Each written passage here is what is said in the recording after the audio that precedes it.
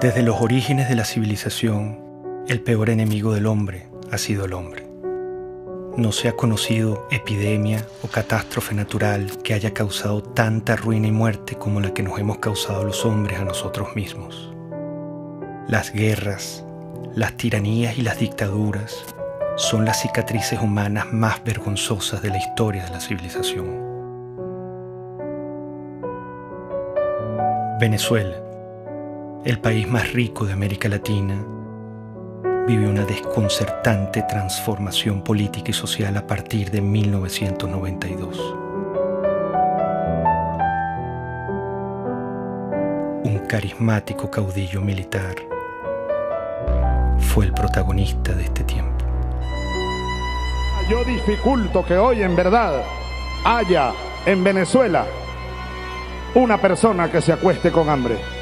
Nos hemos dejado entrampar en caracterizar a los sistemas políticos por lo que dice el caudillo.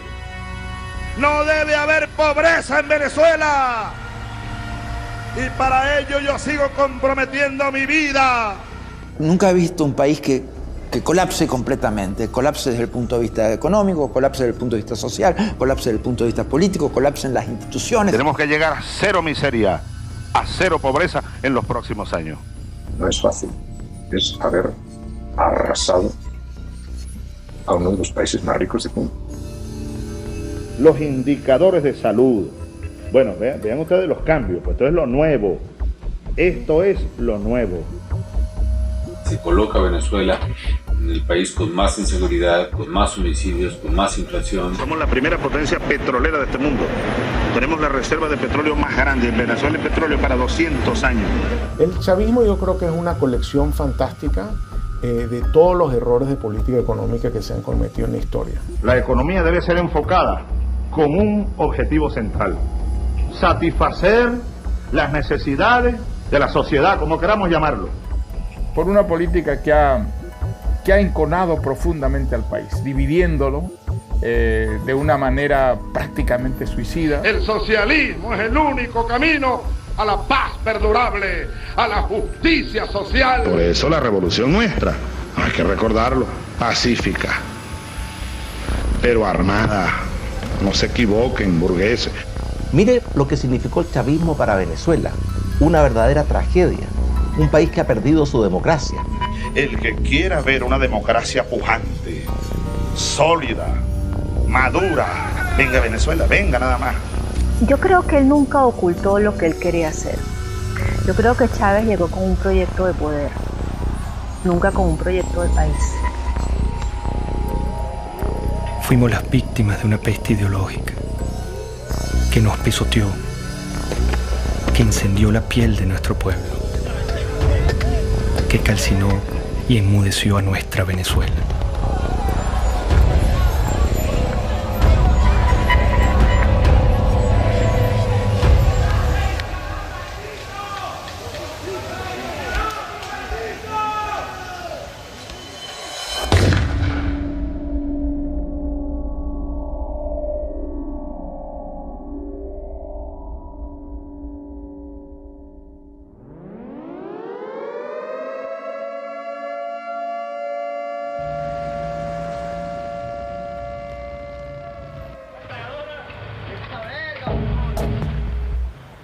Al filo de la medianoche del 4 de febrero de 1992, Venezuela era sorprendida con un sangriento golpe de Estado.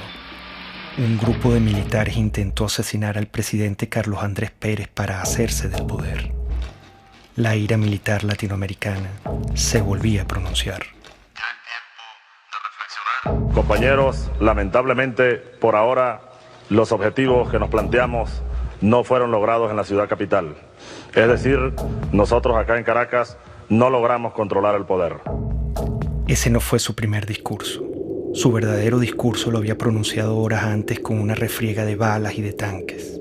Aquel militar había disparado su delirio de poder sobre la cabeza de Venezuela. Había herido de muerte a la democracia. Bueno, Chávez representó un retroceso para Venezuela.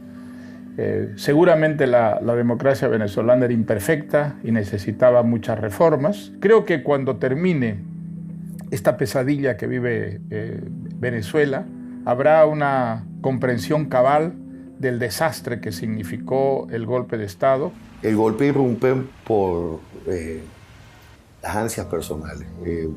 Ellos argumentaron que había un problema social y que ellos venían a hacer justicia. Chávez, desde que entró a la Academia Militar, prácticamente planeó la insurgencia, desde que era teniente. Y siendo teniente coronel, que había planificado eso durante por lo menos 15 años, usó su cátedra en la escuela militar para preparar e infiltrar. Eso fue un plan armado durante muchísimos años.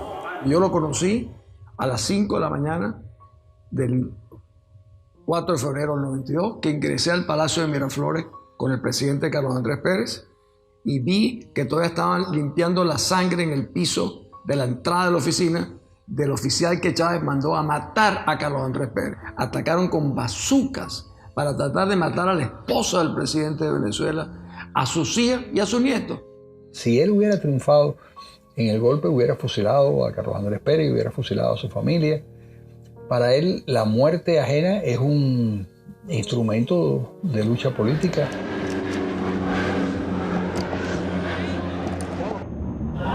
Este es un boletín extraordinario de El Observador.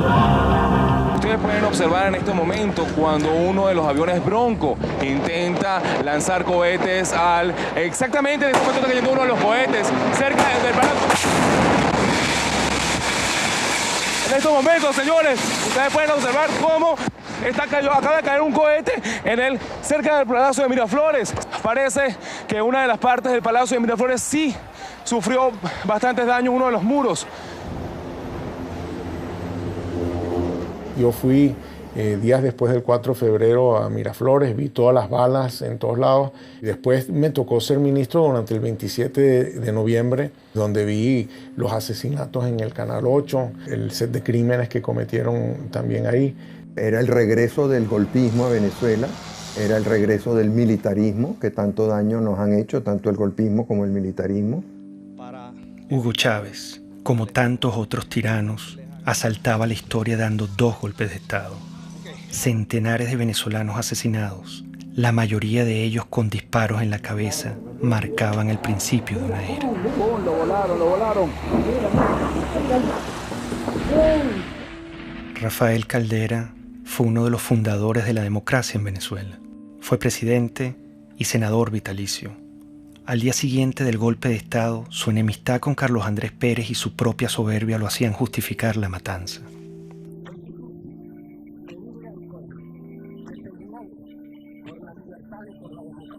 Su ambición de poder le daría un rol protagónico en el ascenso de Hugo Chávez.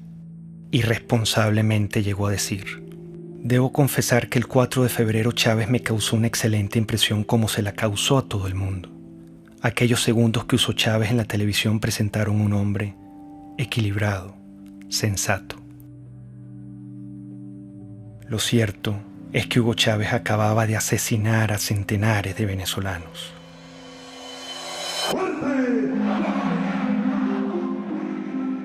Con la finalidad de conformar un movimiento político que logre conquistar la presidencia de la República, el comandante Hugo Chávez, uno de los líderes de la asonada militar del 4 de febrero del año 92, se incorporó hoy a la vida cívica luego de que el presidente Rafael Caldera le otorgó la libertad. Esta generación militar que tomó el camino del sacrificio, se forjó en el Fuerte Tiuna, en los cuarteles militares, va a demostrarle a los politiqueros venezolanos cómo se conduce un pueblo hacia el rescate de su verdadero destino. Le dieron un sobreseguimiento a los golpistas y ni un solo venezolano le levantó su voz. Eso es un indicador de que no sabíamos lo que era la democracia. Las democracias se defienden con uñas y dientes. El movimiento bolivariano revolucionario 200 va a la calle, a la carga, a tomar el poder político en Venezuela.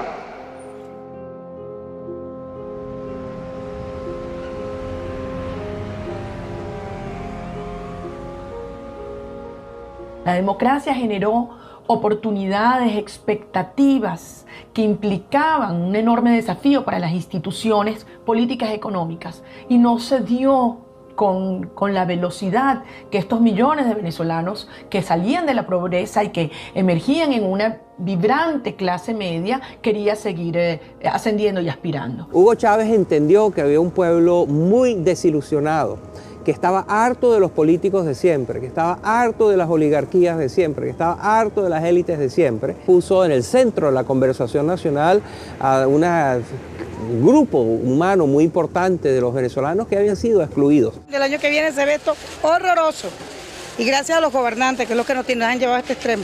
Bueno, yo creo que será más caro todo, porque imagínense cómo está la situación, todo será peor. Venezuela vivía en democracia. Una democracia imperfecta como en cualquier país, pero también con grandes avances en su infraestructura y en su cultura, incluso en el plano económico y político. El problema que sacudía a Venezuela era de otra índole. El problema era moral.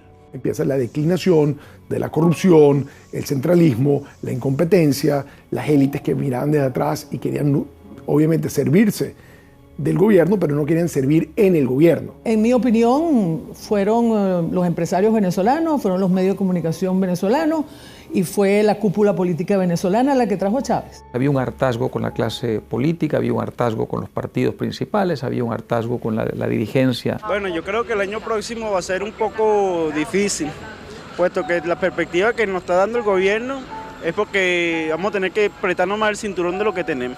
Venezuela padeció momentos críticos de corrupción en el pasado. Quedó una tierra fértil para que llegara un Mesías. Chávez logró comunicarse directamente con el pueblo venezolano. Chávez es el hombre que realmente nos va a ayudar a llevar la democracia como tiene que ser. Que es el hombre que estamos esperando para que transforme nuestra patria. Las grandes causas que traen a Chávez son las mismas que en todos estos regímenes. Y es que la democracia, que siempre, en casi todos los casos, tiene una presencia previa. La República del Weimar precede a Hitler, el presidencialismo italiano precede a Mussolini. Sí, hay una presencia, una democracia previa. Esa democracia previa no lleva el liberalismo, el individualismo a todos los rincones del país. La clase política no había entendido que la democracia hay que alimentarla, hay que cultivarla, hay que cuidarla permanentemente. Comenzó a decaer. Esos 40 años de democracia fueron los primeros y los únicos 40 años en los que Venezuela estuvo gobernada por civiles. Un sistema democrático que logró una serie de avances de éxito para la población venezolana, pero en sus últimos años, yo diría en sus últimos 10, 15 años, empezó un debilitamiento. Y un debilitamiento que yo lo puedo identificar cuando empiezan los procesos de reelección presidencial. Eso castró el futuro y la modernización de la democracia al truncar las nuevas generaciones que pudieran ascender a dirigir las distintas organizaciones políticas. La gente se cansó. El chavismo llega, creo que por un desgaste de la clase política, sabiendo que en muchos de nuestros países lo que tuvimos durante muchos años fue el bipartidismo. Lo cual ha llevado a la gente en muchos países a buscar una solución distinta, un outsider, como decimos esto.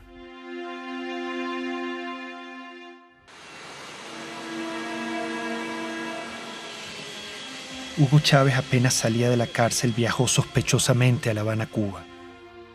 Fue recibido con honores de jefe de Estado por Fidel Castro.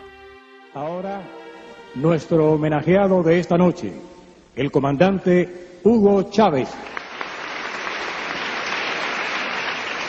Cuba es un bastión de la dignidad latinoamericana y como tal hay que verla y como tal hay que seguirla y como tal hay que alimentarla. Y lo hizo. Prometió extender la mano al proyecto revolucionario de Castro y usar el petróleo de Venezuela como recurso político de expansión ideológica. Un proyecto estratégico de largo plazo, en el cual los cubanos tienen y tendrían mucho que aportar, mucho que discutir con nosotros. Es un proyecto de un horizonte de 20 a 40 años. Un inmenso abrazo bolivariano para todos ustedes.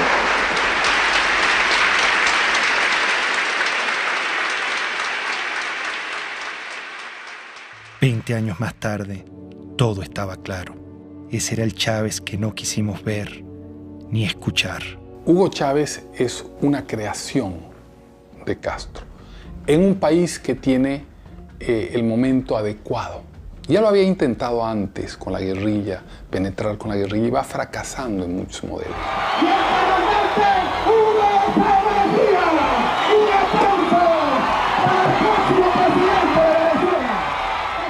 Llegó a Venezuela y se lanzó a la presidencia de la República. Recorría el país en su Volkswagen rojo para mostrar que venía del pueblo. Los venezolanos pronto olvidaron al militar asesino. Con su magnetismo y carisma, engañó intencionalmente al país. ¡Qué grande es el pueblo de Venezuela! Nos hemos dejado entrampar en caracterizar a los sistemas políticos por lo que dice el caudillo y no por los resultados reales. Para defender un pueblo masacrado, expropiado, mancillado y humillado por esas cúpulas políticas que expropiaron el derecho a la vida. Lo que hubo es una retórica que ilusionó a mucha gente en favor de los pobres, en favor de la igualdad. El populismo de Chávez es embelezador, sabe enamorar a la ciudadanía. Cuando Chávez se vuelve candidato presidencial, bueno, entonces él dice que él es un tipo muy moderado, que él no es socialista, que él no es comunista, que él no va a cerrar ningún medio de comunicación. Yo no soy socialista, no, yo creo que ya el mundo de hoy, la América Latina que viene, requiere un salto adelante. ¿Para usted Cuba es una dictadura o no es una dictadura? Sí, es una dictadura. Lo que Chávez proponía no era una cosa militar, él proponía una cosa democrática, un modelo basado en la tercera vía de Blair. Aquí hay un modelo de transición de 5 líneas. Yo te la dejo y espero pues las críticas y los aportes. Esa no es la tercera vía, esa es la vía venezolana. Pero la referencia de tercera vía es porque estamos buscando una economía humanista y un sistema político que sea democrático verdaderamente, que atienda al ser humano, Granier, que sea humanista, decimos. El presidente Carlos Andrés Pérez, a quien Chávez paradójicamente intentó asesinar en su golpe de Estado, advirtió la calamidad que se avecinaba. ¿Cuál es la tragedia que usted avisora si gana Chávez? Bueno, una dictadura. Y nosotros sabemos lo que es una dictadura. Aquí no hay ley, aquí no habrá derecho de expresión, aquí las cárceles se abrirán para quienes no estén de acuerdo con ese gobierno, no se le permitirá a nadie disentir, y todos los problemas que hoy vemos y que queremos acabar, los problemas de corrupción, los problemas del poder judicial, todos se harán más graves aún. Hugo Chávez Frías, 2.794.062 votos, 56.23%. Excelente, excelente, porque es la recuperación de los valores, es la recuperación de la dignidad también de la patria. Bueno, feliz, contento con el triunfo de nuestro comandante para que mejore nuestro país. Todo se ha consumado. Chávez. El militar traidor y asesino llegó al poder. ¿Cómo lo permitimos? ¿Estábamos tan mal como sociedad? ¿Qué nos pasó?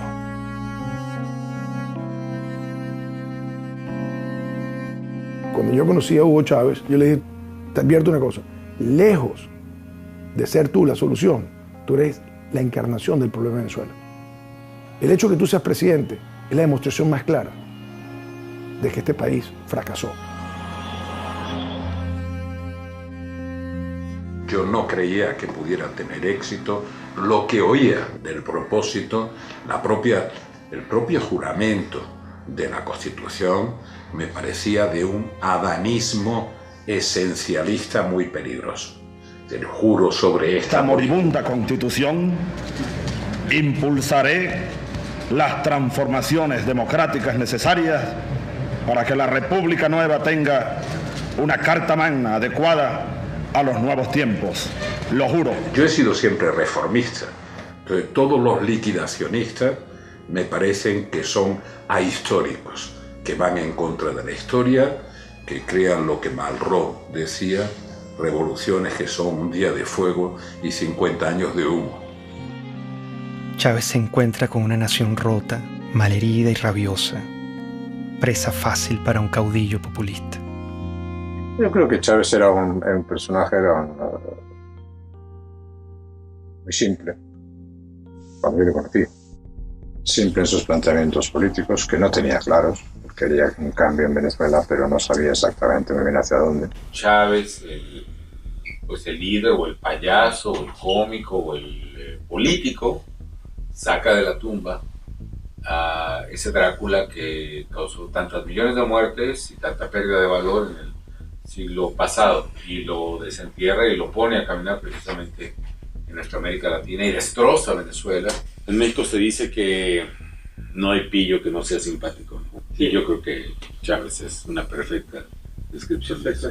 Por lo menos era muy simpático. No quiero abundar en la parte de pillo. Siempre lo que quiero y mis palabras es la ley.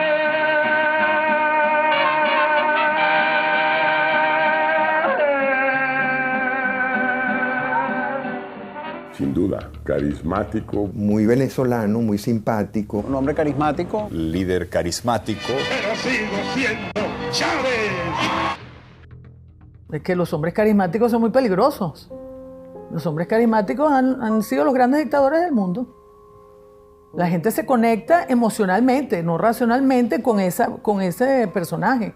Había en él atributos que ayudaron a hacer de él una figura populista muy lograda. Evidentemente había una capacidad oratoria o retórica, pero con un poder de seducción muy notable. Había en él también una lectura intuitiva, no creo que intelectual, pero sí intuitiva, de un amplio sector de la sociedad venezolana. Eso es muy importante en un caudillo. El idiota. Nosotros fuimos tan ingenuos, casi podría decir entre paréntesis tan idiotas, que pensamos que ya se había desaparecido ese personaje en los años 90. El idiota, con toda su mitología, con todo lo que... Resulta que el idiota reapareció enterito, exactamente con todos los dogmas. Somos pobres porque los países ricos nos explotan, porque nos pagan mal nuestras materias primas y se enriquecen. Somos pobres por la oligarquía, toda esa tontería. El capitalismo siembra odio. En el capitalismo impera el odio. Fue evidente de un inicio democrático a cómo se fue separando ideológicamente, cómo se fue convirtiendo en una propuesta que no es ni siquiera de sustento ideológico, sino populismo puro, afán de poder, de controlar, de tener, de dominar, de mandar.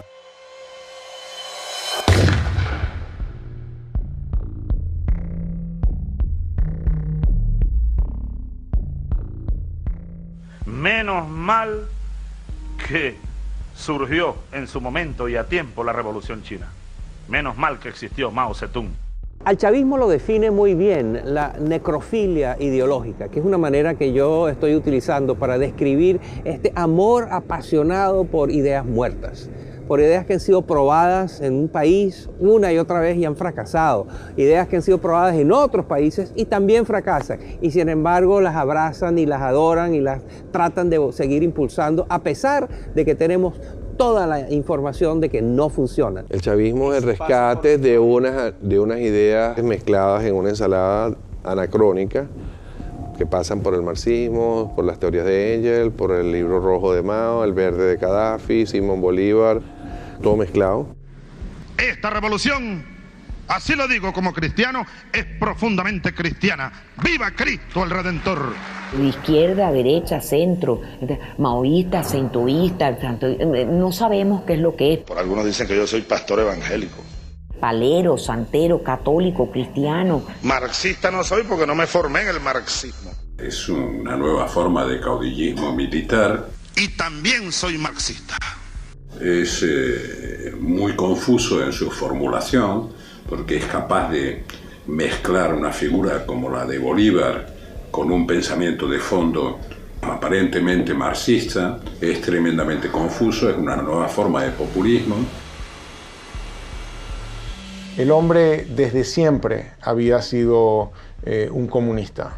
Entendía qué es lo que tenía que decir o no decir en cada momento para que, digamos, su mensaje calara en una mayoría de turnos. Venezuela tiene un gran potencial siderúrgico y debe ocupar cada día más mejores puestos a nivel mundial, a nivel americano. Cuando ya empezó a tener, digamos, la sartén agarrada por el mango, entonces se quitó todas las caretas y mostró su verdadera faz. Y si insisten, le quitamos los camiones y los convertimos en transporte de alimentos, chicos. Se lo damos a los consejos comunales. Y Mendoza que vaya a hacer no sé qué, lo que le dé la gana, a denunciarme en la OEA, en la Corte Celestial, donde le dé la gana. Se fue apartando claramente de los principios más elementales de lo que es un gobierno democrático. La legalidad fue desapareciendo poco a poco, reemplazada por el poder omnímodo, ¿no es cierto?, de la voluntad del caudillo. Sin una visión clara o conocida, Chávez estaba decidido a transformar a Venezuela a su imagen y semejanza. Comenzaría por la Constitución. El Estado está caotizado, esa es una realidad. Para transformar el Estado necesitamos urgentemente una Asamblea Nacional Constituyente, no hay otra alternativa. Con la Constituyente del 99, Chávez empezó a mostrar su talante autoritario y personalista. El mismo militar que había dado 2 golpes asesinando a centenares de venezolanos, se empeñó ahora en aniquilar la única república civil y democrática que habíamos tenido los venezolanos. No vayan, compatriotas, ustedes a cometer el error que cometieron los que habitaron esta casa durante 40 años. Y ya no les pertenece. Eso hay que recordarlo. Esta casa, desde hoy, es la sede de la Asamblea Nacional Constituyente. Como un pésimo augurio de lo que iba a venir, el mismo día de la votación ocurrió la catástrofe natural que hoy recordamos como la tragedia de Vargas. Si la naturaleza se opone, lucharemos contra ella y la haremos que nos obedezca.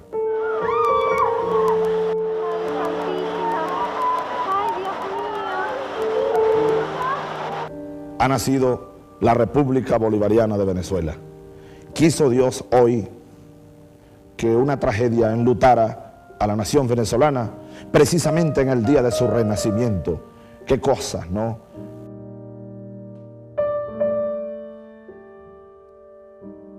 El drama que se vive en el estado Vargas es definitivamente inarrable. No se conoce las personas que perdieron la vida en esta implacable tragedia natural.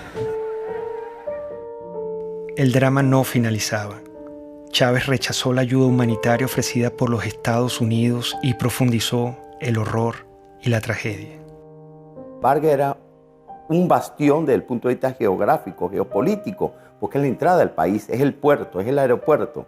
Y si se sembraba una recuperación por la vía estadounidense, pues yo iba a ser la imagen más notoria de lo que implicaba la recuperación de Vargas.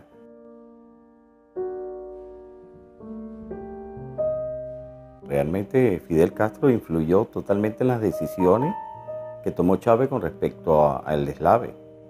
Chávez no podía concebir en ningún caso nada que contradijera lo que ya se encaminaba del proyecto con Fidel.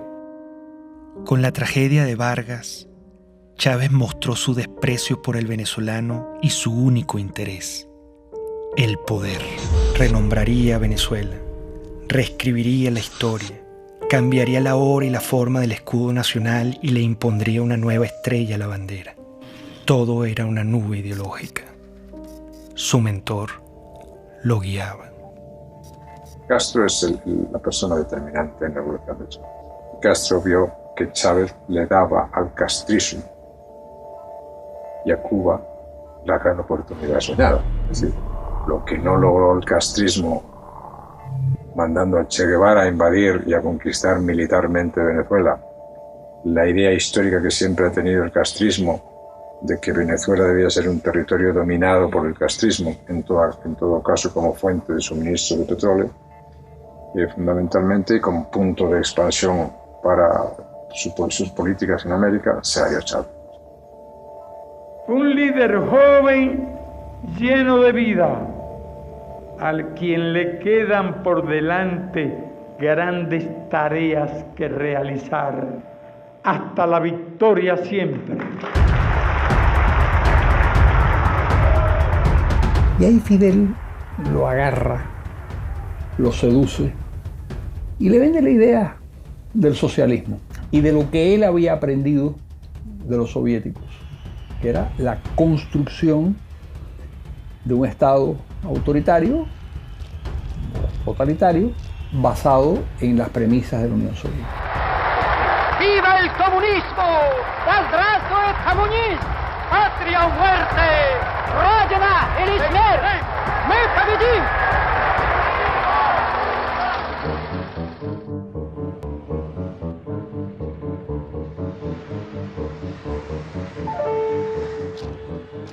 Venezuela se vestía de verde oliva, se convertía en un cuartel. Revolución socialista, vaya general Canelones, patria socialista o muerte.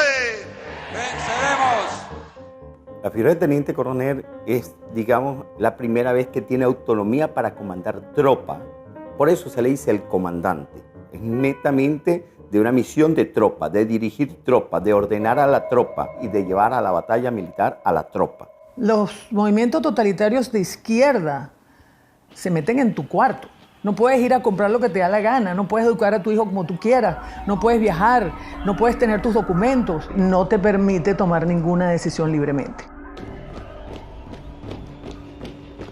Él dijo, la revolución es pacífica pero no pendeja, porque los tanques, los aviones, los fusiles y los cañones de las Fuerzas Armadas están al servicio de la revolución. Porque de ahora en adelante tendremos generales, almirantes, oficiales y tropas revolucionarios, antiimperialistas, socialistas y chavistas, para que les duela más.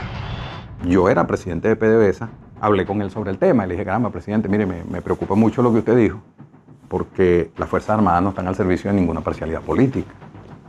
Las Fuerzas Armadas están al servicio de la República y la revolución es una parcialidad política. Ellos no entienden que al definir la Fuerza Armada como chavista le están atribuyendo una parcialidad política a un grupo que es armado de toda la sociedad venezolana. O sea, nosotros tenemos partidos políticos en Venezuela y un partido político que está armado con el ejército.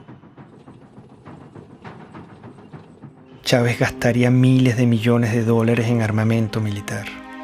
Si tomamos en cuenta que desde 1830 las armas venezolanas solo han sido usadas contra venezolanos, el peligro era inminente.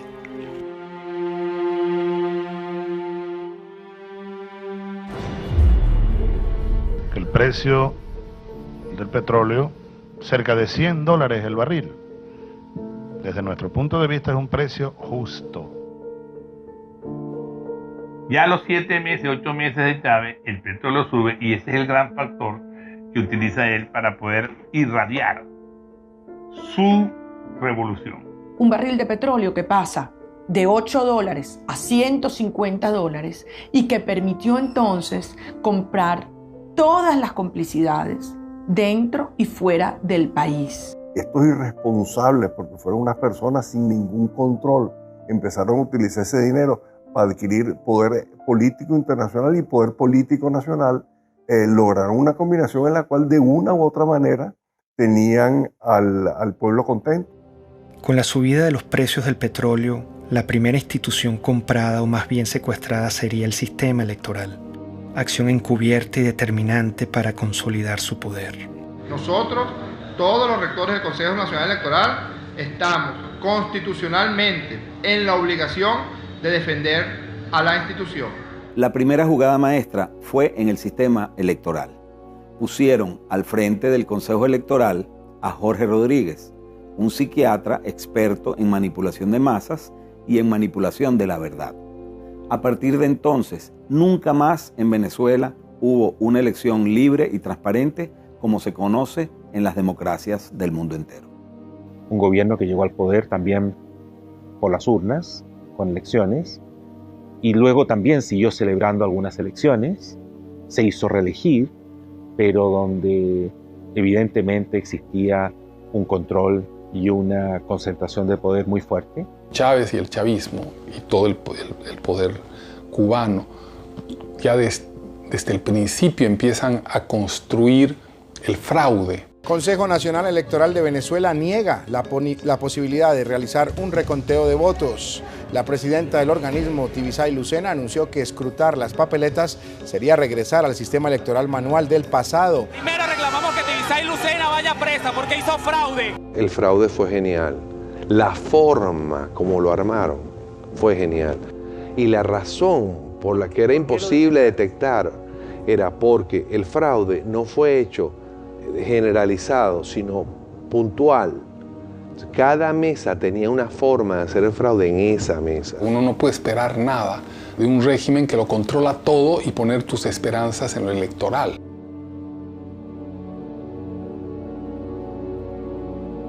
La lucha geopolítica iniciaba. Chávez intenta adueñarse de la compañía de petróleos de Venezuela, PDVSA. Necesita su dinero para consolidar su poder. Esa élite de PDVSA ha pasado la línea. Entonces yo anuncio lo siguiente. Anuncio la destitución, despido de las siguientes personas.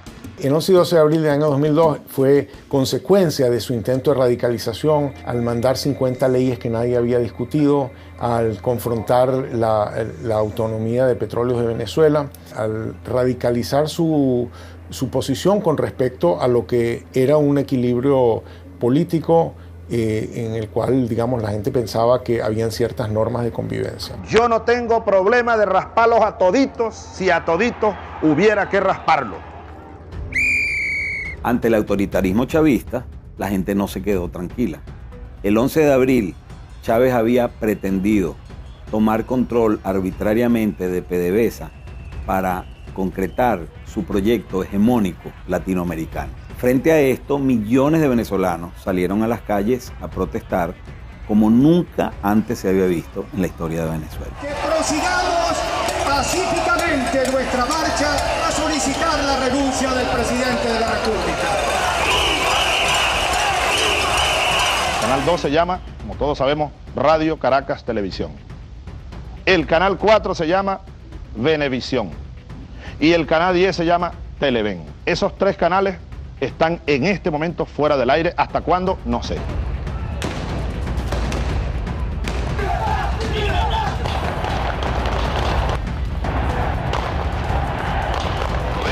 La aplicación del plan Ávila, y el primer movimiento que vamos a hacer es la columna del batallón Ayala.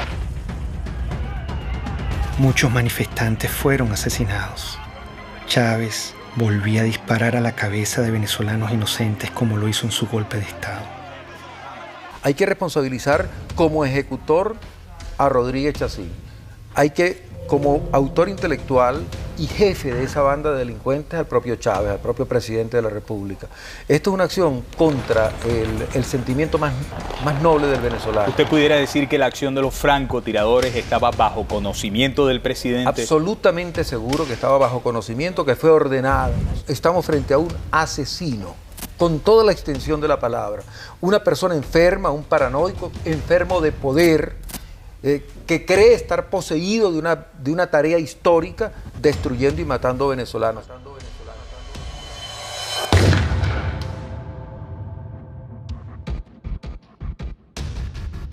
La certeza de que el país estaba encaminado hacia los peores pasos posibles me llegó el 11 de abril de 2002, porque era un país en el que el odio, el resentimiento y la violencia se habían enseñoreado ya, y se habían enseñoreado desde el poder contra la ciudadanía.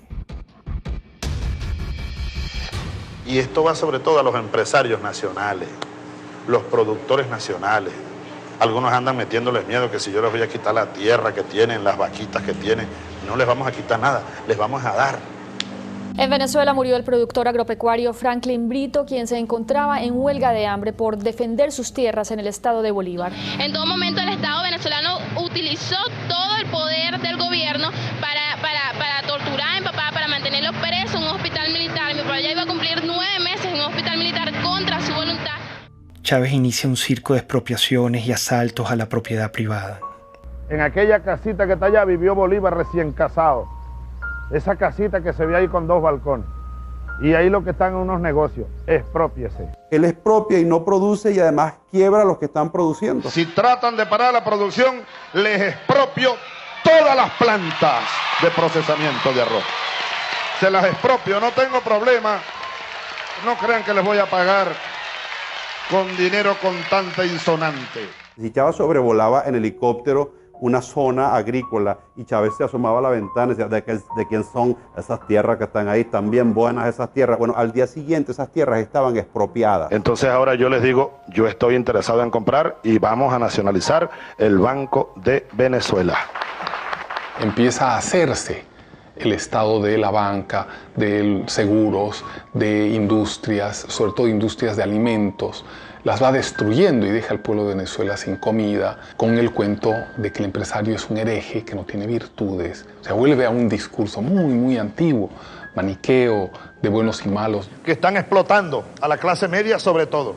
Porque ellos, los privados, casi no construyen viviendas para el pueblo. No, ellos siempre hacen es viviendas de alto costo para la clase media y la exprimen a la clase media, la exprimen. Cuando yo veo que Hugo Chávez Frías dice que comenzaría el proceso de expropiación, ya lo habían hecho con algunas empresas, y que había que atacar la empresa privada, y dije, ay, ¿qué es esto? Cambió el rumbo totalmente, pero el Hugo Chávez del 2000, del 98, ese no era el Hugo Chávez Frías, y ahí están todos millones de venezolanos, creímos en una esperanza.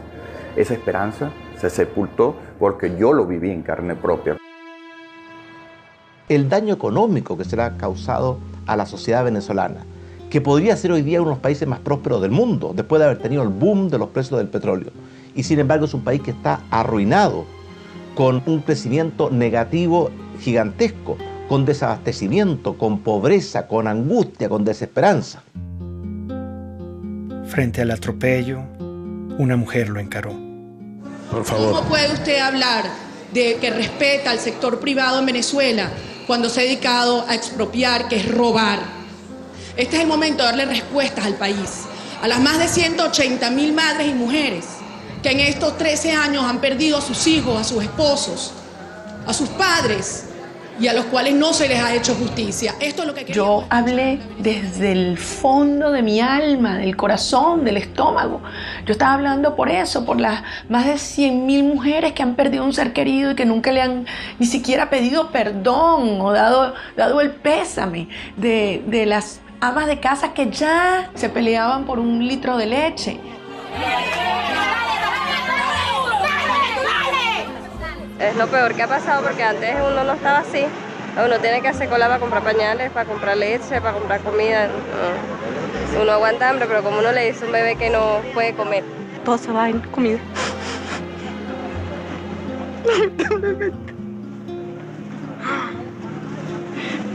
Estamos pasando trabajo.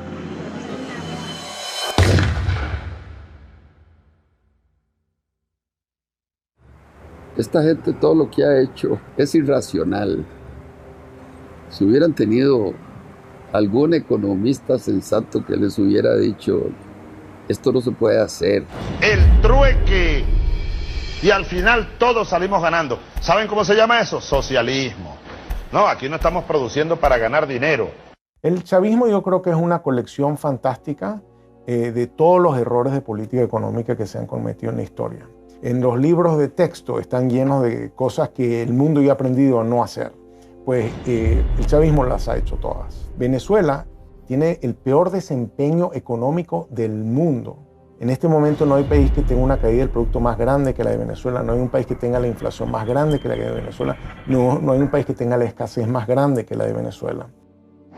Bueno, la situación económica no está bien. Nosotros vendíamos pollo, pernil, hervido, todo eso. Esto funcionaba bien. De repente, todo se fue para abajo. La situación del país está terrible, lo que provoca es llorar. Todos roban, todos. Todo es una corrupción total. El chavismo es un fenómeno político difícil de explicar a quien no ha estado en Venezuela y a quien no lo ha vivido. Y exacerbó al límite nunca imaginable uno de los grandes males de nuestra historia, que es la corrupción administrativa. Y entonces los que uno vio que llegaron aquí, como decía Chávez, con las patas en el suelo, hoy son grandes potentados, grandes millonarios. El único camino a la justicia es el socialismo, no es el capitalismo, no es ese canibalismo que se quiere implementar en el Estado. Ministro, ¿no es contradictorio hablar de capitalismo cuando usted tiene una corbata de Louis Vuitton, unos zapatos Gucci? Yo no sé qué, claro que no es contradictorio, porque yo quisiera que Venezuela produjera todo eso y entonces yo comprar todo lo que se produzca aquí y no tener que importar el 95% de los rubros que consumimos. Hicieron un negocio como jamás se ha visto. Pues.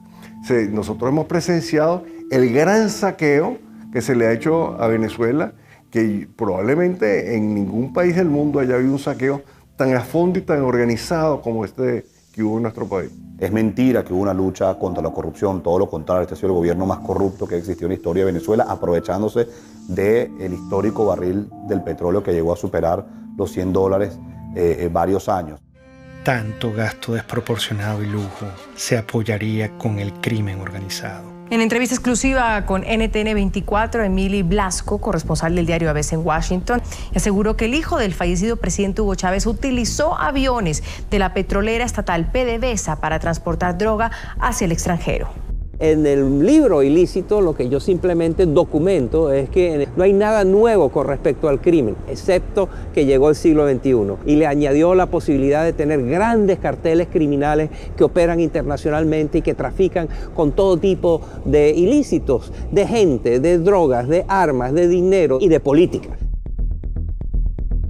El chavismo es un proceso por el cual el lumpen, los sectores delincuenciales de una sociedad se apoderan del poder. No son los intelectuales que uno soñaba en el marxismo-leninismo que se apoderaban del poder. Son los sectores más delincuenciales de la sociedad. Y por eso son tan audaces, por eso pueden ser tan crueles. Y por eso tienen un hambre de poder que no respetan amigos, que no respetan a quienes los han apoyado. Que yo voy a gobernar con los mejores, con los más capacitados. No tengo compromisos partidistas, ni personales, ni particulares con nadie. Chávez lo que hizo fue, para preservar el poder, crear varias bandas de pandillas. Y estas pandillas tienen distintos jefes.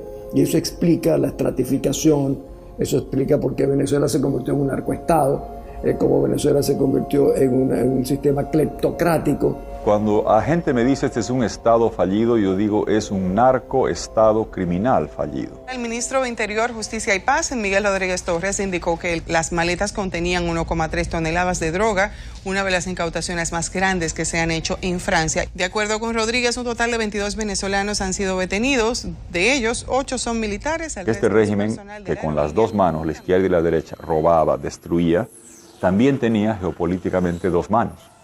La mano petrolera, la mano negra, la mano fuerte, y la mano blanca de la cocaína que venía de Colombia y se redistribuía de Venezuela. Conforme va debilitándose la mano negra, la mano petrolera, pues hay más necesidad de la mano blanca. En México se discute y se debate si al Chapo Guzmán lo extraditan a Estados Unidos. En Venezuela el Chapo Guzmán sería ministro. A través de este medio de comunicación, Lindsay Salazar, quien es uno de los hombres importantes de la seguridad que tuvo Diosdado Cabello, denunció que el presidente de la Asamblea Venezolana sería el líder del Cartel de los Soles, una banda de narcotráfico internacional que tendría entre sus miembros a varios militares venezolanos. Diosdado Cabello es oriundo también del estado donde yo nací también. Era un muchacho muy humilde del pueblo del Furreal, pero la ambición desmedida de este señor se convirtió a tal magnitud que con el Pollo Carvajal, general narcotraficante vinculado al Cartel del Sol, que hacía lo que le ordenaba Diosdado Cabello, impulsaron y protegieron el narcotráfico en Venezuela.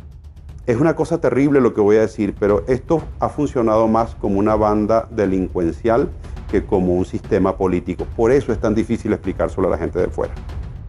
Venezuela se convirtió en un narcoestado. Jueces, ministros, diputados, incluso la familia presidencial era acusada y encarcelada por ello. Los índices de criminalidad se desataron. El peor problema que hoy tenemos en Venezuela, incluso con la escasez y la inflación que hay, yo estoy convencido que es la inseguridad. Es la inseguridad que es la consecuencia del 98% de impunidad. Una impunidad que protege a las bandas organizadas, una impunidad que protege a aquellos que tienen granadas, que tienen fusiles, que andan en vehículos blindados. Estamos presos y con temor. Tenemos mucha inseguridad, muchos malandros en la calle que nos callan. Y esto no puede seguir así. Que en el mes de marzo, en esos 30 días, en la morgue de Caracas, haya habido ingresos de muertos por violencia que se equipararían a las muertes por violencia de un año de la España de 46 millones de habitantes, es aterrador. Y el ritmo sigue aumentando. El peor legado de Hugo Chávez son los cientos de miles de muertos que han hecho no solamente que familias enteras se enluten, sino que millones de personas dejen en Venezuela. La gran parte de la inmigración venezolana no es una inmigración económica como la que empezamos a ver ahora. La gran parte de la inmigración venezolana es una inmigración presa del pánico de vivir en una sociedad absolutamente enfrentada y donde se mata por odio. Ante la absoluta impunidad, el pueblo tomó aterradoramente la justicia con sus manos.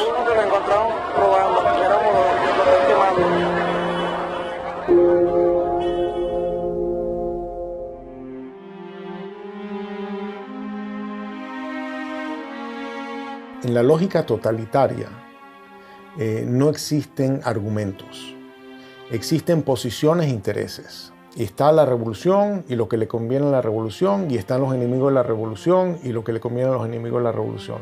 Y si tú dices algo, nunca te contestan una idea. Porque hay informes de que estuvo en la Orchila. Claro, tú estás repitiendo basura.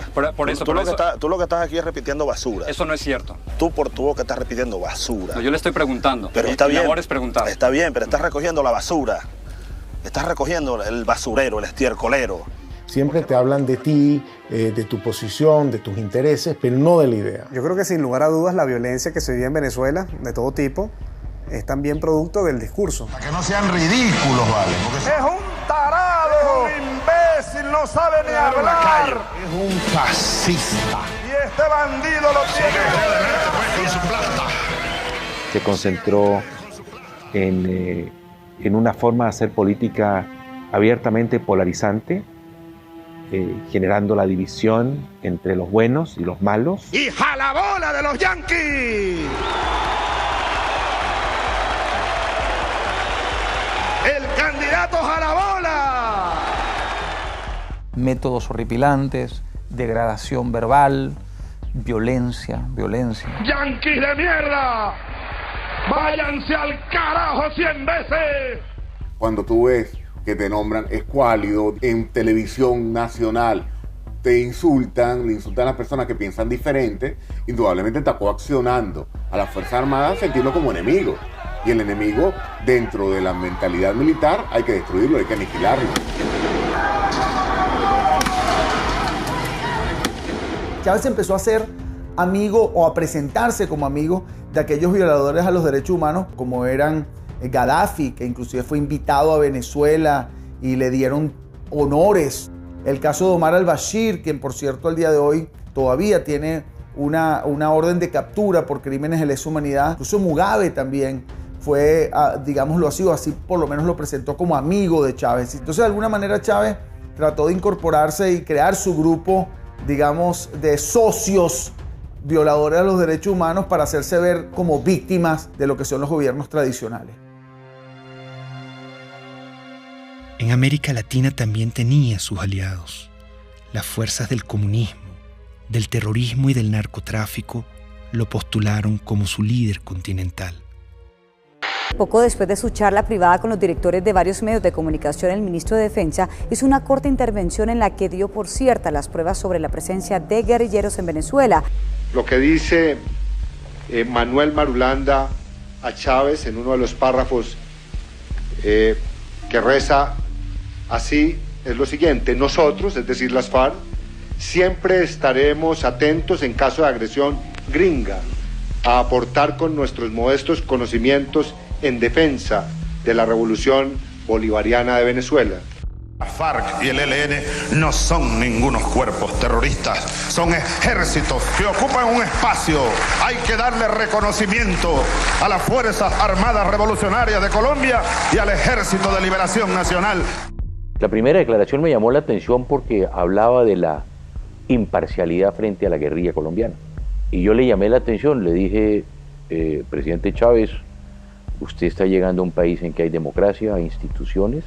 Por lo tanto, usted como presidente de una hermana república como de Venezuela no puede hablar de imparcialidad.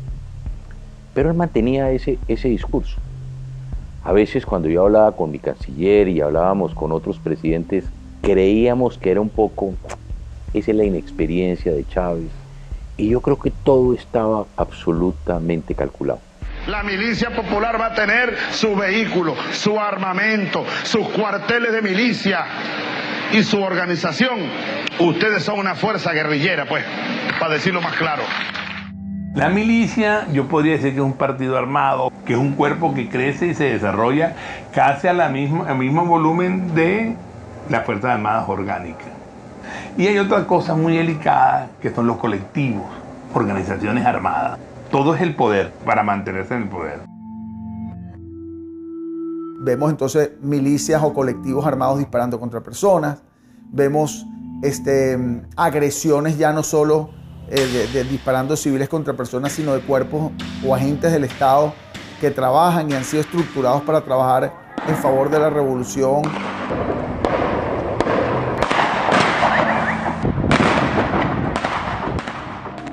Se dispuso a controlar hasta la última conciencia. No quería críticas. La libertad de expresión también debía ser pisoteada. Hay un señor por ahí, de esos representantes de la oligarquía, que quería ser presidente de la oligarquía.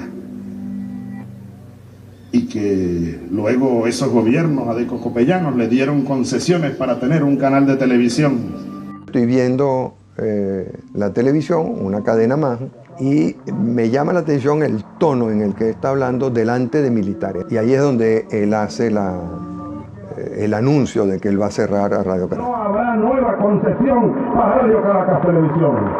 Se acaba la concesión. Ya está redactado la medida. Así que vayan preparándose, apagando los equipos, pues.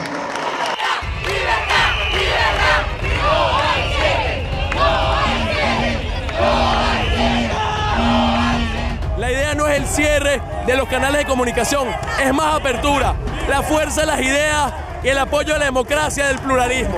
Pero no nos van a cerrar la conciencia y nos van a cerrar el corazón. El presidente Hugo Chávez ratificó que este domingo a medianoche sacará del aire a la cadena Radio Caracas Televisión, una medida criticada internacionalmente como un acto de censura. La única forma en que la concesión no termine es que el domingo 27 a medianoche Hugo Chávez no sea presidente de Venezuela. En el fondo era querer controlar los medios de comunicación, que eso fue lo que lo llevó a diseñar esta cosa de la hegemonía comunicacional y ir cerrando la libertad de expresión hasta que queda un pequeño espacio. Yo una vez leí que los jóvenes hacen política desde la indignación, ¿no? Yo creo que lo que nos motivó en el 2007 fue la indignación. Es como que vimos que se metieron en nuestra casa, te apagaron la televisión, ese momento fue muy dramático cuando se acabó la señal, fue algo que se metió en la vida de uno, no era tanto si Chávez era popular o no, sino que era ilegal y era inmoral y estaba malo y era inaceptable que decidieran por ti. No podemos ser ajenos a lo que pasa en el país, no podemos vivir en un cuadrito, libertad de expresión y estamos en la calle. Me motivó a mí en 2007, o lo que me llevó a dar un paso al frente para colocarme en la vanguardia fue especialmente la libertad de expresión y muy específicamente el cierre de RCTV.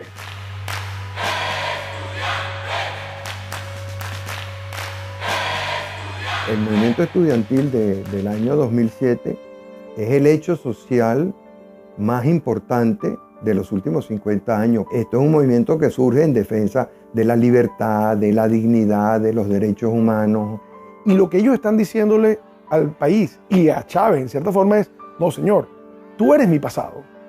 No me gusta este presente y voy a pelear por un mejor futuro.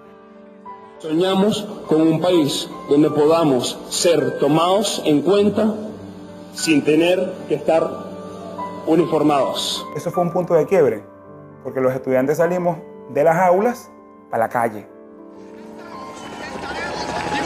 Estar en la calle si fuera necesario, pero el pueblo tiene que salir, pero el pueblo tiene que acompañarnos, pero la gente en esos barrios de Caracas, oprimida, pobres y sin posibilidades, tienen que salir a pelear por su futuro. Somos unos jóvenes que apenas con 21, 22, 20 años de edad salimos con nuestras manos blancas de manera creativa, irreverente, con mucho espíritu desafiante en las calles, pero siempre de manera no violenta. Y le demostramos al mundo, y hoy lo podemos ver en perspectiva, que la reserva más importante que tiene Venezuela era la reserva moral de los estudiantes. Ese movimiento estudiantil logró generar pasión, esperanza, energía, fe en la gente que sí se podía. Pese al surgimiento del movimiento estudiantil, Chávez siguió su proyecto hegemónico. Decidió transformar la Constitución para poder eternizarse en el poder y convertir a Venezuela en un comunismo a la cubana. Hugo Chávez en el año 2007 lanzó una reforma constitucional que no planteaba sino la destrucción del Estado liberal venezolano. Aceptamos el reto electoral, organizar a millones de venezolanos, defender esos votos y ganar. La única forma que ese día, que la noche del 2 de diciembre, no estuviéramos dispuestos a respetar, a hacer respetar la voluntad popular, era que nos mataran.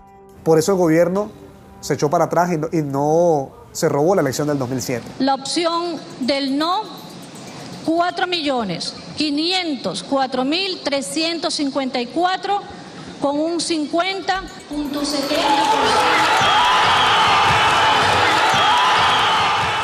Hay un quiebre de ese proceso político. El presidente Chávez lo obligan a reconocer la victoria del movimiento estudiantil y de Venezuela y cataloga esa victoria como una victoria de mierda. Es una victoria de mierda. Y la nuestra, llámenla derrota, llámenla, pero es de coraje, es de valor, es de dignidad. Ese movimiento estudiantil le originó nada más y nada menos que la única derrota que tuvo Hugo Chávez, la única derrota que se llevó a la tumba el 2 de diciembre de 2007, cuando se frenó la reforma constitucional. Creo que es allí donde empieza la debacle de Hugo Chávez y que culmina, por supuesto, en lo que hoy tenemos, que es el desastre absoluto. La derrota frente al movimiento estudiantil radicalizó sus políticas de persecución contra la oposición.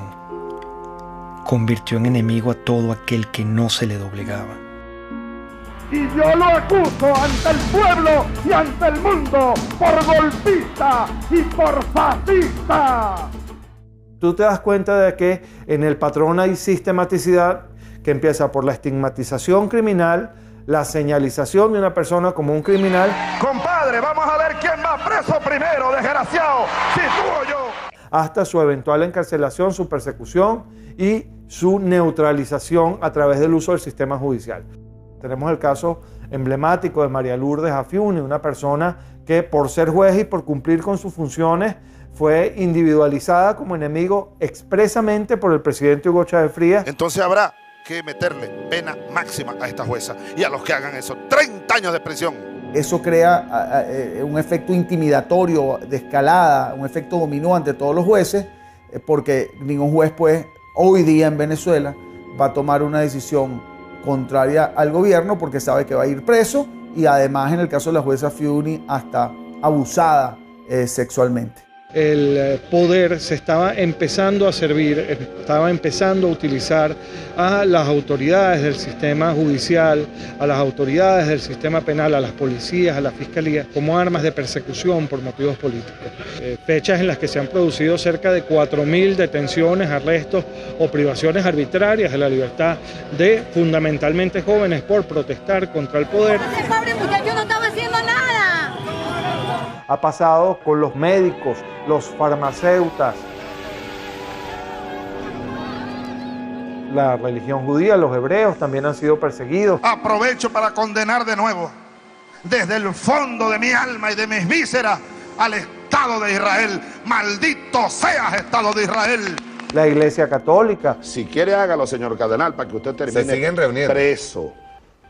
Preso con sotana y todo. No hay nadie en Venezuela en este momento, al día de hoy, que no puede decir que de una u otra manera no ha sido víctima de alguna forma o alguna modalidad de persecución por parte del gobierno.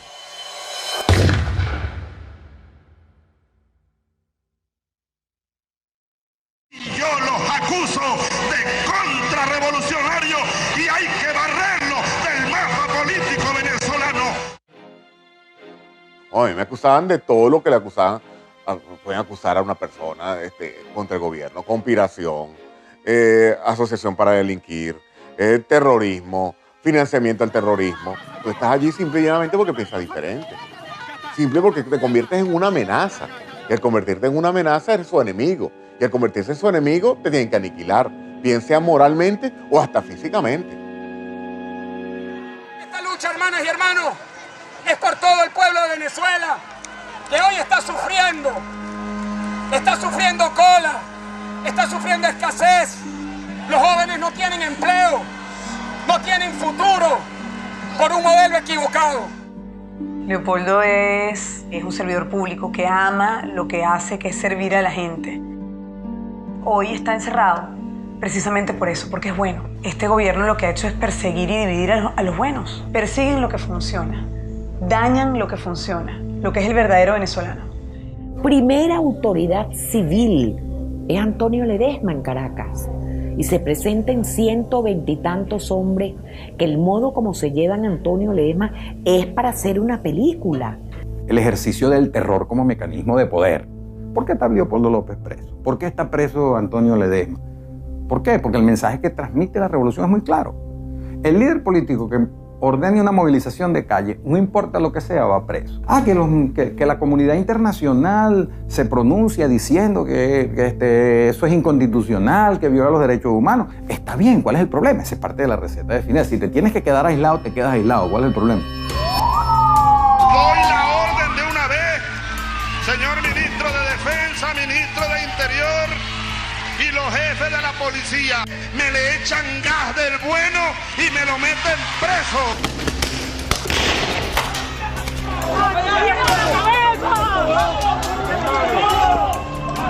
Chamo, están matando a gente, loco. ¡Lo mataron, lo mataron! Los francotiradores apuntan a cabezas.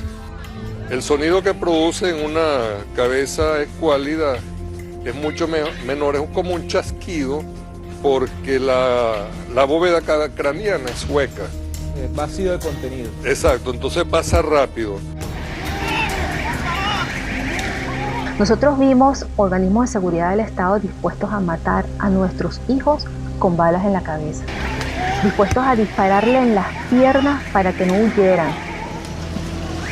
David Vallenilla tenía 22 años y un efectivo militar lo vio solo y desarmado. Le disparó a quemarropa.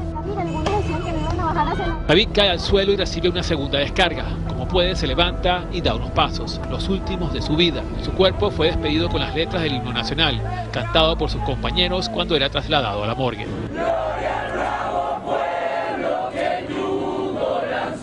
Es la segunda muerte de un manifestante que es asesinado por militares delante de cámaras de televisión en menos de una semana.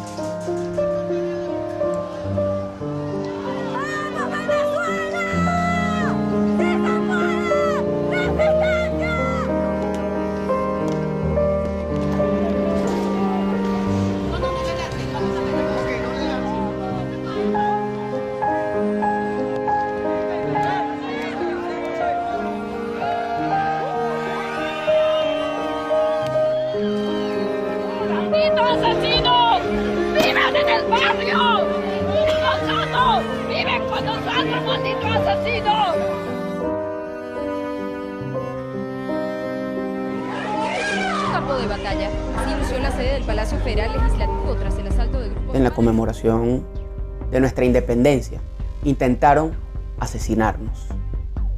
Intentaron acabar con la vida de parlamentarios electos por el voto popular. Unos golpes no son nada en comparación a los casi 100 jóvenes que han asesinado esta dictadura en Venezuela. Nosotros, los diputados, si exigimos sacrificio, debemos estar dispuestos al sacrificio. Sí, los golpes nos duelen, pero no es más allá del dolor que sentimos cada vez que vemos que se nos deshace el país. La tortura ha sido en Venezuela sistemática porque Hugo Chávez hizo un guión con sus organismos de seguridad del Estado que todos siguieron los mismos funcionarios, los mismos métodos para lograr lo mismo, que es el control social, para castigar al disidente, para causarle más daño. No solamente estás preso, sino que además te torturo. Y bueno, los nuevos métodos de tortura, que son las torturas blancas, ¿no? Que se implementan en la llamada tumba.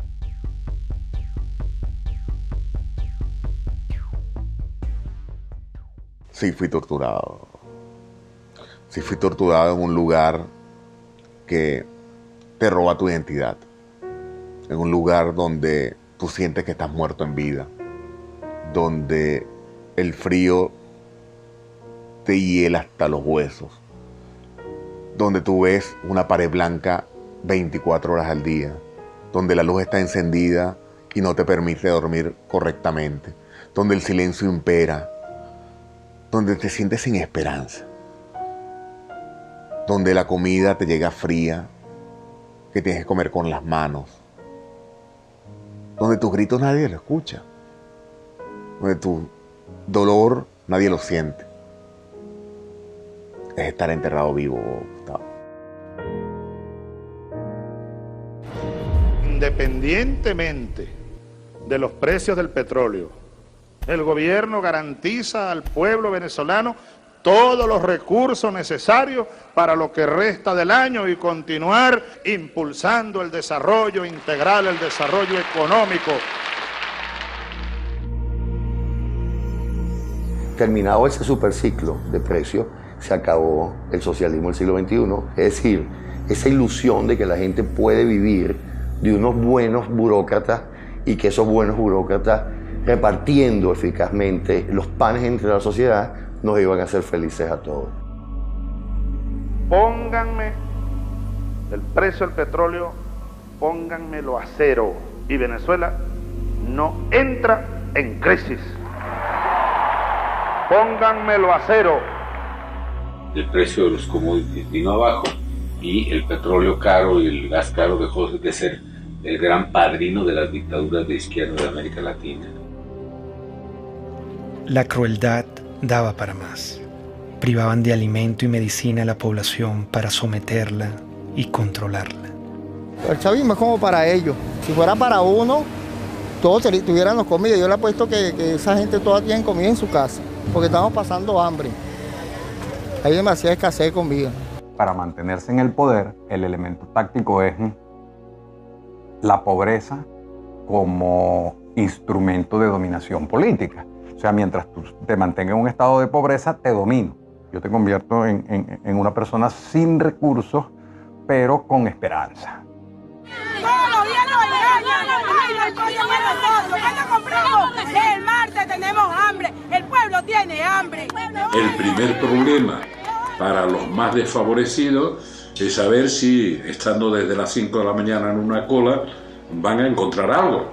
Por tanto, es alimentación básica, medicamentos inmediatamente necesarios para la enfermedad de cualquier familiar. Es fuerte, pues es fuerte.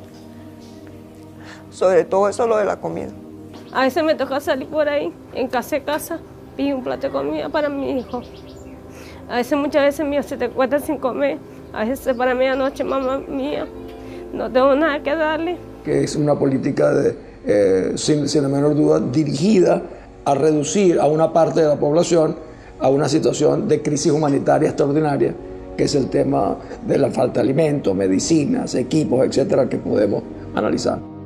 Largas colas y humillación marcaban al pueblo para que pudiera acceder a migajas de comida. Estamos cansados, chamo, de hacer cola, estamos cansados de esta mariquera todos los días. Los viejos, los jóvenes, mira, los bebés en pijama, ¿qué es esa vaina? En Venezuela se han importado alimentos para alimentar a 3 países del tamaño de nuestro país. A la canciller Rodríguez, que es una mentirosa, que le damos comida a 3 naciones. Si no hay comida para Venezuela, ¿cómo le vamos a dar a 3 naciones? Si un venezolano va a una farmacia hoy, 90% de escasez en medicamentos para la atención, 99% de escasez para medicamentos neurológicos para el Parkinson y las convulsiones, 70% de escasez en analgésicos y antipiréticos, 80% de escasez en antibióticos. Yo como médico jamás he visto una biopsia que diga usted tiene cáncer de derecha, usted tiene cáncer de izquierda. Son enfermedades a las cuales hay que darle atención, a las cuales el Estado está en obligación de atender y hoy lamentablemente no lo está haciendo, no está sucediendo. El problema de la salud venezolana no fue de plata, plata hubo. Se robaron todos los dólares y la gente se muere porque no hay medicinas y se muere porque no hay comida. ¿Dónde está eso? Se lo robaron. Es la impotencia de ver cómo la gente a mi alrededor se está muriendo por hambre, por falta de medicina, por oxígeno en un hospital. 18 años que un régimen, porque esto no lo puedo llamar yo gobierno, destrozó el país. Se olvidó del pueblo y se olvidó que ese pueblo los puso en el poder y se olvidó que ese pueblo tiene necesidades.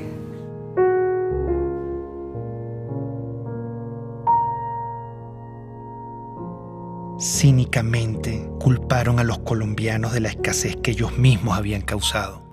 No cesa el número de colombianos deportados por parte de las autoridades venezolanas. Ya son 283 que han llegado aquí a la frontera colombo-venezolana en La Guajira colombiana. Es inimaginable lo que sucedió, es que estábamos viendo el holocausto. Cuando marcaban las casas, que era una casa que estaba revisada, o la R o la D, la R revisada y de R y D revisada y demolerla, eso no se había vivido en América Latina. Y ver esos rasgos hoy en día, la persecución en esa semana, ver a los colombianos saliendo de Venezuela, era tanto igual o peor que ver a los de Siria o ver a los de Grecia en sus barcas o traspasando fronteras en Europa para buscar migrar hacia otros países. Cosas que nunca habían sucedido. Había un niño enfermo y el papá rogándole que lo dejara llevar al hospital y no lo dejaban y todo por ser colombianos. Yo no creo que eso sea justo que nos hayan sacado de allá así como unos perros, porque así fue como nos sacaron. No importa que andemos desnudos, no importa que no tengamos ni para comer. Aquí se trata de salvar la revolución. Las reformas que introdujo el comandante Chávez retrocedieron a Venezuela gradualmente hacia una dictadura en la que la libertad sufrió un terrible menoscabo. Con el chavismo, la libertad quedó despedazada. Todos los derechos humanos sin excepción fueron irrespetados y violados. El comandante ordenaba. Para retirarnos de inmediato de la tristemente célebre Comisión Interamericana de Derechos Humanos. Ya basta. ¿Hasta cuándo nosotros vamos a estar con esa espada de Damocles? A lot of dictatorships are very similar, and basically what you need in a dictatorship is to keep the very small number of people happy. That means that you're keeping a lot of people unhappy. Milosevic was very committed to destroy educated urban middle class in Serbia because he felt the real threat to his regime comes from these people. I was living in a country which was prosperous once. I ended up seeing people standing in the lines for bread, seeing parents desperate because they can't keep the medicine or, the food for their own kids. You see the stores in Venezuela now, they remind me painfully on my childhood. I have an impression of the government that doesn't really care about the people. It's super happy being in their little corrupted circle. And they don't even look at the street. They live in some kind of the parallel world. El chavismo intentó plagar con su ideología al mundo. Una bacteria ideológica se inoculó en Latinoamérica y poco a poco fue creciendo hasta que se desarrolló en una peste. Es la peste del siglo XXI. Es una enfermedad muy peligrosa porque es una enfermedad que ha cundido, yo te diría, hasta los huesos a un grupo importante de la población que no va a desaparecer. Conquistando una relación, yo diría, en muchos casos parasitaria, de gobiernos, algunos caribeños, otros de Sudamérica y Centroamérica. ¡Sí se puede! ¡Sí se puede! En muchos casos en España de Podemos es una amenaza real para la democracia. Estamos hablando de personas chavistas comunistas que quieren acabar con el sistema democrático. Ser demócrata es expropiar, aunque os duela. ¿Qué es lo que haría un gobernante decente? Expropiar. A los bancos que están acabando viviendas les expropiaría y las pondría en alquiler social. Recordemos que la influencia económica de Venezuela, por ejemplo, cómo logró comprar conciencias, comprar voluntades, comprar adhesiones usando los petrodólares. Algo de eso hubo en Chile, pero afortunadamente no logró penetrar a la sociedad chilena. La sociedad chilena tiene muy claro que Venezuela es una tragedia. El que es chavista, no es que es like, o la mitad sí, la mitad no. Si eres chavista, chico, eres chavista, ¿vale? Si estás con Chávez, estás con Chávez. Si no estás contra Chávez. El chavismo se ve a sí mismo como la consagración de la salvación de Venezuela, como la segunda independencia. El chavismo se percibe así. El tiempo llegó y es para siempre.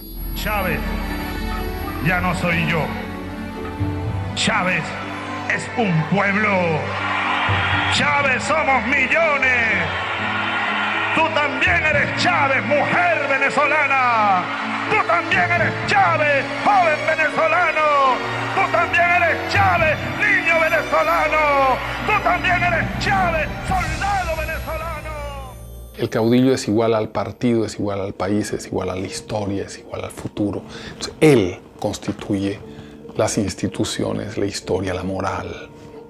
Y en ese proceso de concentrar todo, es un tipo que no da ningún beneficio al país. La pregunta es cómo es posible que un país tan rico como Venezuela haya caído en la situación que ha caído como consecuencia del chavismo. Pero también la pregunta podría ser muchas otras. ¿Cómo es posible que la Alemania, que era la gran nación avanzada en la literatura, en las ciencias, en la cultura, en la música, cayera en manos de una banda criminal que llevó al mundo a una guerra terrible y fue autora de un genocidio, los nazis, espantoso? Chávez empezó a convertirse en un traidor a la identidad venezolana. Empezó a cubanizar a Venezuela y empezó a introducir conceptos políticos que no forman parte de nuestra cultura. Yo creo que ese fue el gran error de Hugo Chávez. Creo que en la cima del poder se perdió y en la cima del poder adquirió unas ideas completamente desvinculadas con la sociedad. Comenzó, por tanto, y de inmediato, otra serie de estudios especiales que confirmaron la existencia de un tumor abscesado con presencia de células cancerígenas. Hugo Chávez pidió al pueblo venezolano respaldar al actual vicepresidente Nicolás Maduro en caso de una ausencia total que lleve a la nación a convocar unas nuevas elecciones presidenciales. El mandatario aseguró que Maduro es el hombre que puede continuar con el llamado socialismo del siglo XXI. Si algo ocurriera, repito, que me inhabilitara de alguna manera, mi opinión firme, plena como la luna llena, irrevocable, absoluta, total, ustedes elijan a Nicolás Maduro como presidente de la República Bolivariana de Venezuela. Yo se los pido desde mi corazón. Nicolás Maduro. Su único atributo conocido fue que era su guardaespaldas, su chofer, su compañero más cercano e íntimo. Maduro, ¿quién es? Es un don nadie, no hay la pasión por Venezuela, solo tiene una encomienda del moribundo que le dijo: no me le aflojes a la revolución bolivariana. Me visitan las mariposas. Debe ser que me reconocen como un mariposón. Multiplicarnos, así como Cristo multiplicó los peces. Portugal y Venezuela, estamos en el mismo continente. Se ve que la influencia de los cubanos fue determinante. Maduro es el hombre formado por los cubanos, Maduro es el hombre cercano a los cubanos, y convencieron a Chávez, o Chávez se convenció de que ese era el sucesor y por eso lo nombraron. No pudieron nombrar a otro más competente, nombraron a alguien no tan competente por su cercanía con los cubanos. Recibimos la información más dura y trágica que podamos transmitir a nuestro pueblo. A las 4:25 de la tarde de hoy, 5 de marzo, ha fallecido el comandante presidente Hugo Chávez Frías.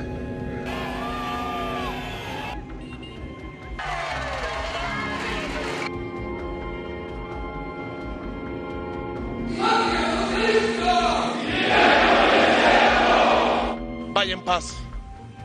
Aquí nosotros seguiremos su misión.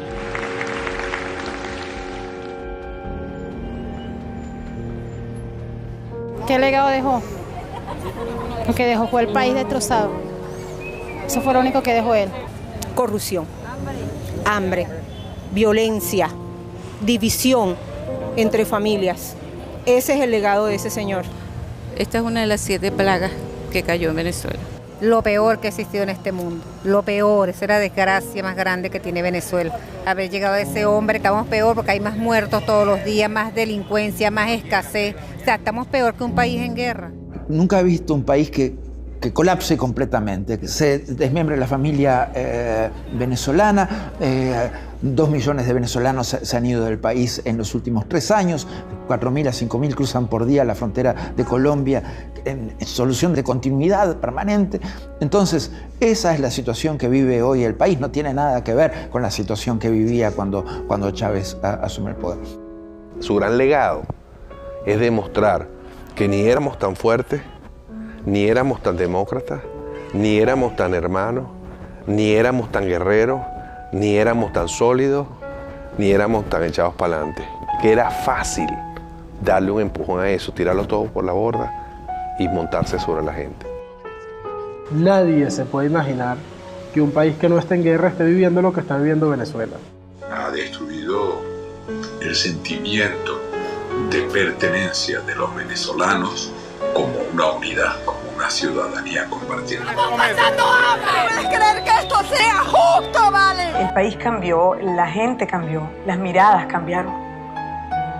Ya tú en Venezuela no ves sonrisas, no ves alegría, ves indignación, ves frustración, ves miedo. Y eso lo vimos todos los días. Nos dañaron profundamente. Mire lo que significó el chavismo para Venezuela, una verdadera tragedia. Un país que ha perdido su democracia, donde no se respetan los derechos humanos, donde se persigue a los adversarios como si fueran delincuentes. Estamos en un país ahorita muy necesitado. Tenemos que comer comida de la basura. La situación que estamos viviendo ahorita es fea, ¿no? En el nombre de los pobres, de la justicia y de la paz, se ha cometido el crimen más grande en la historia de nuestro país.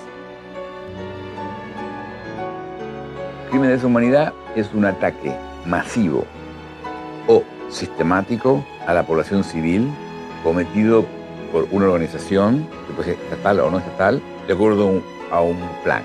La existencia de presos políticos, la tortura a esos presos políticos, la detención como instrumento político, la generación de violencia como instrumento político, la muerte de manifestantes u opositores. En todos los años del chavismo fueron 2.000 personas que fueron asesinadas, lo cual implica una utilización del asesinato como mecanismo de sujeción y de represión para sostener el aparato político bajo control.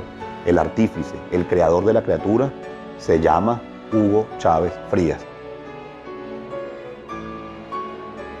Matar a una persona en Venezuela se llama homicidio, pero matar a todo un pueblo de hambre se llama chavismo.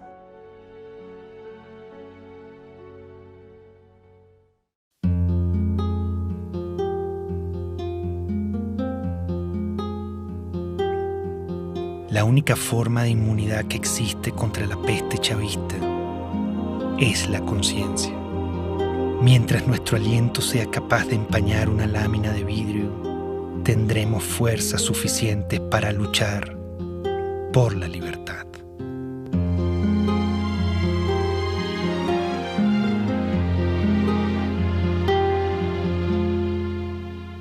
El pensamiento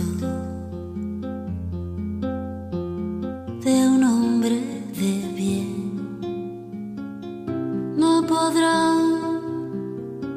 nunca encarcelar. Es luz, es luz, es luz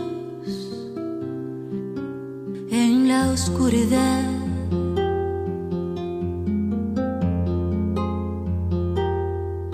Dijo el poeta. supe ser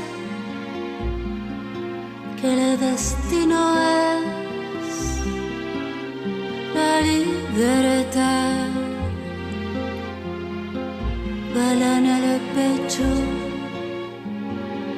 balas por detrás,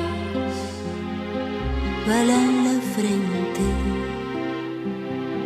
balas al andar, pero nuestro destino es la libertad, la libertad.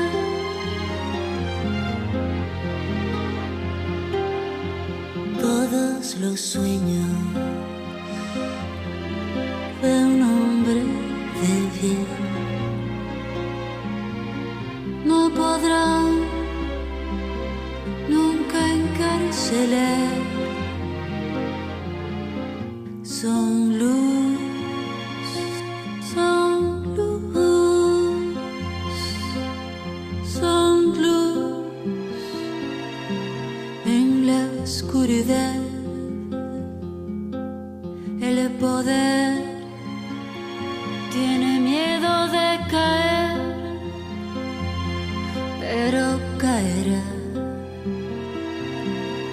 Él caerá. El poder tiene miedo de caer, pero caerá. Ahí caerá. Nuestro destino es la libertad, la libertad. Luz es luz en la oscuridad.